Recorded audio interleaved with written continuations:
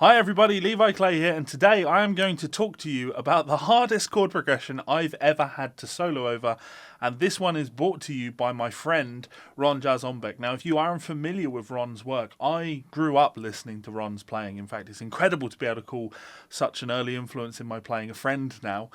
His album Solitary Speaking of Theoretical Confinement was a huge one for me. His work with Spastic Inc., fantastics. I was never into the Watchtower stuff as much as a lot of my friends were, because the solo stuff is just so fantastic. And if you haven't heard his band Blotted Science, you absolutely have to check them out.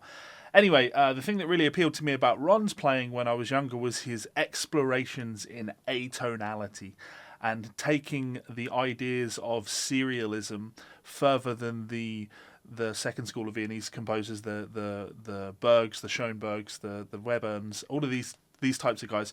That movement in the classical era kind of died off because they felt as though it had been explored to its extreme, and Ron kind of took a lot of those ideas in atonal music and took things further.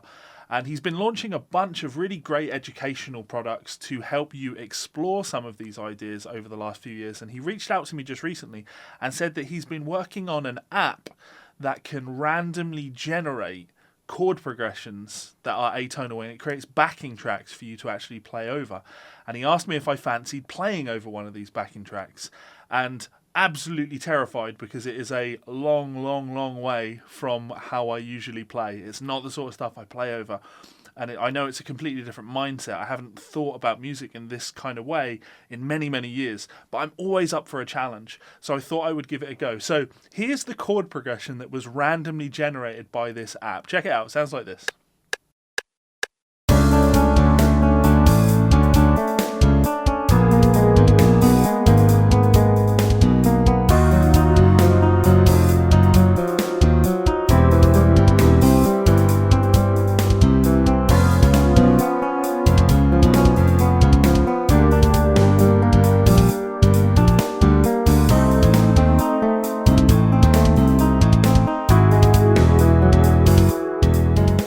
Now that's some absolute insanity, and I took a solo over it, I improvised a few takes over it, and I'm going to play that for you now. I'm going to play you the recording that I did of that, and then I'm going to walk you through kind of how I went about putting that together and why I think this is a wonderful tool for practicing improvisation and etude writing and line writing and all of that sort of stuff, because forcing yourself to think outside of the box and improvise or write solos in settings that aren't your traditional diatonic chord progressions is always a nice way to kind of push yourself and see how things are going. So this is far from my best playing, but I think it's probably about as good as I'm going to get when improvising over a chord progression like this. So here we go. Sounds like this.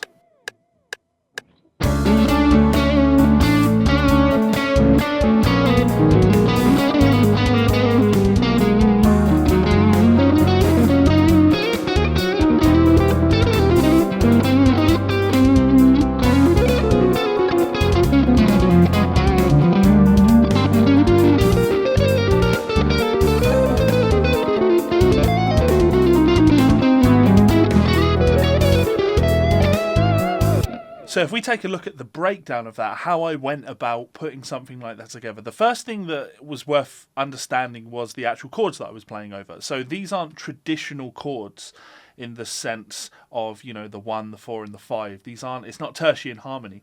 This is a collection of notes from a pool of 12 notes that all together add up and create a full sound. So if we just look at the first chord in there, the first chord in this chord progression is A, C sharp, and D.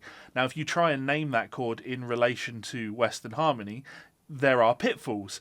I did my best with each one of these to kind of name these in relation to Western harmony, because I have associations, would be a good way of thinking of it, with each one of these sounds and how I would go about playing over those sounds. But it gets a little trickier than that. So that first chord, A, C sharp, and D, it's close enough to an A major triad. An A major triad would be A, C sharp, and E. Of course, in this context, we have the fourth in there. So you can actually play some of these on the guitar. So that would be,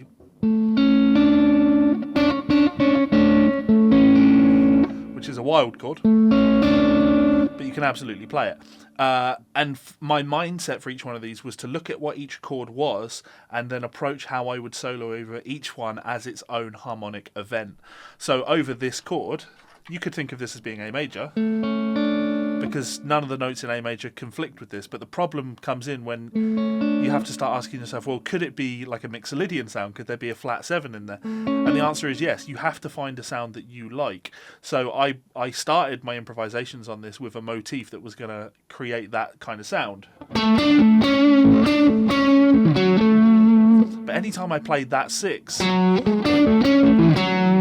it just wasn't quite right to my ears. So playing around with it,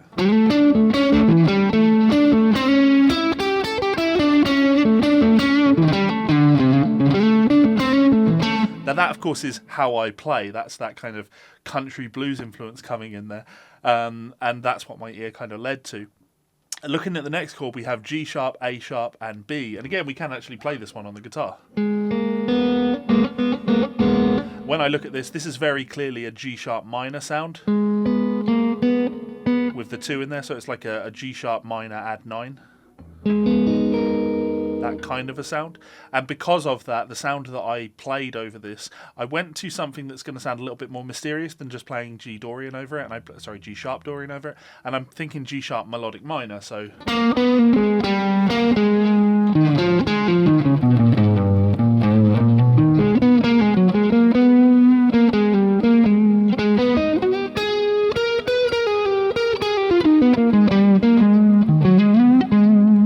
that's what I'm going for. And of course the skill is being able to go from A major to that G sharp melodic minor.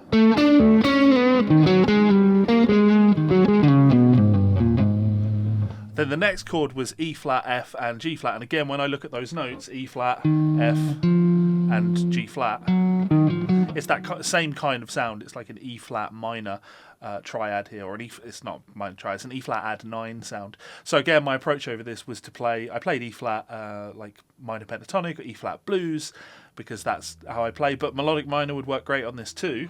E flat minor. You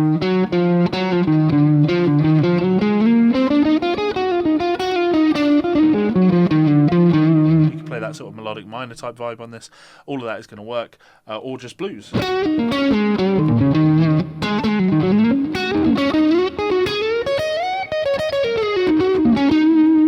And again, for me, it's about being able to connect those things. So can you play G sharp melodic minor, go into E flat,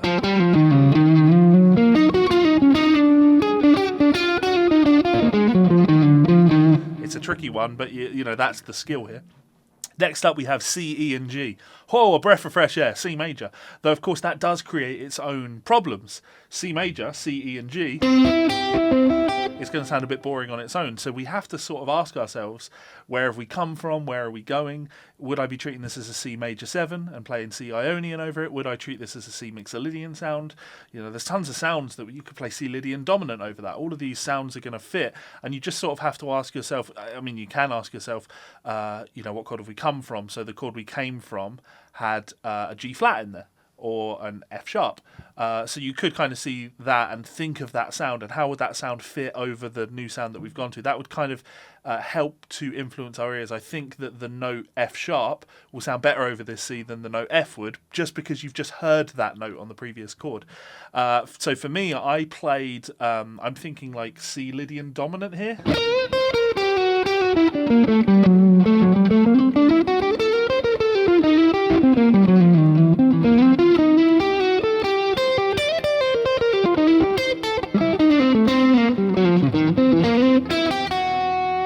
Kind of like that sound. That totally worked for me on this one. The next chord, F, B, C sharp. This would be a tricky one for a lot of people to name, because if you look at the F and the B and the C sharp, you could be like, well, how am I going to name this chord? It's like a power chord, but then flat 5 and there's a flat 6 in there. That's because F isn't the root of this chord. In fact, this is actually an E sharp. You should be thinking of this as an E sharp. If we name it in relation to the C sharp would be the root, B would be the flat 7, and E sharp would be the third. So I'm thinking of this as being like a C sharp 7 chord over the third, E sharp. So kind of that kind of a vibe. So that's taken me from the C major to the C sharp 7. And again, just because of where we've come, because where we were coming from, it made more sense for me when I played that C sharp 7 arpeggio to play the note A than it did to play an A sharp, because A fit over the previous chord. So what we end up with is this C Mixolydian flat 6 sound.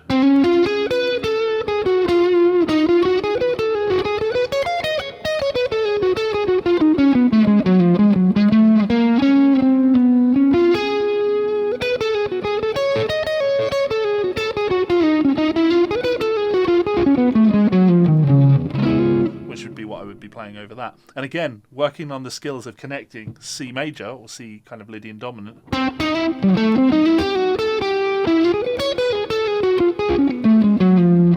is a skill in its own right. Next up we have a G minor, G, B flat and D. So it's spelled out for us, and we could play G minor over that, literally the triad. You could play G minor 7 sounds because the 7th isn't in there, so it won't clash. You could play G melodic minor.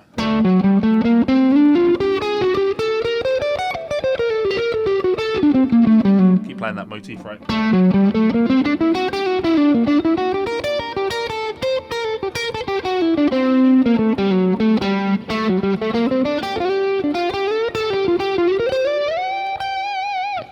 Words to that effect. So relatively easy to spot. And then A, C, E flat. Well, that's an A diminished triad. And for that, I'm thinking A diminished. I'd be playing the diminished scale over this.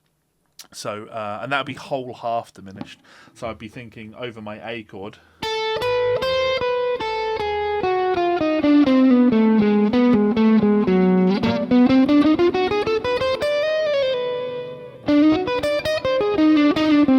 Apparently that one makes my dog growl because diminished is a weird and interesting sound. And then finally E, F sharp and G sharp. Well, E and G sharp's a major sound.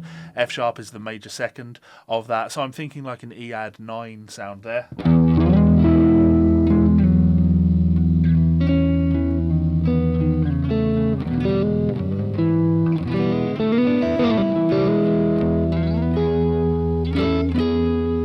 Though, of course, the chord itself doesn't actually state whether or not it's a major 7th or a flat 7. So this one's down to you. And again, when I played over this, I tend to put dominant 7s in everything because I've got a lot of blues, country and gospel in my ear. But over this chord, that D natural really didn't work for me. So I was trying to think like E major pentatonic would be a good sound for this. And there's a skill in that, again, being able to play that A diminish.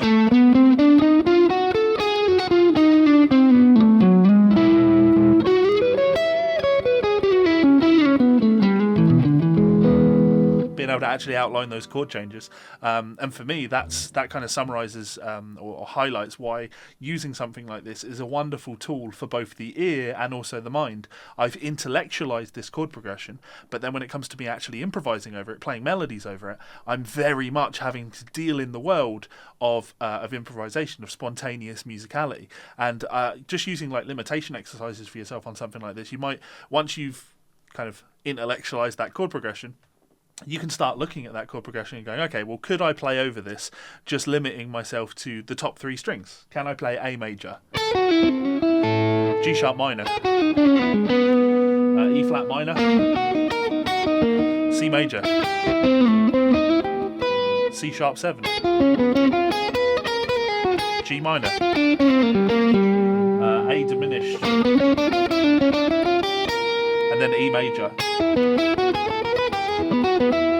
And, you know, it's tricky to tie those things together, but that's the point. You have to first work on your visualization and then move over into the improvisation. So that's all I have for you on this one. It's a hell of a challenge. It really was a real challenge, but lots of fun.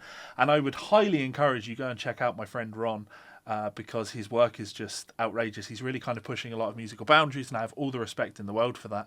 And you want a nice little challenge for yourself. Also, that feeling of supporting a hardworking musician is always a nice thing to do, so you should maybe consider doing that too. Thank you so much for inviting me to participate in this, Ron. He actually sent me 3 versions of that backing track, some at different speeds and different time signatures. One was in 5/4 and one was in 3/4.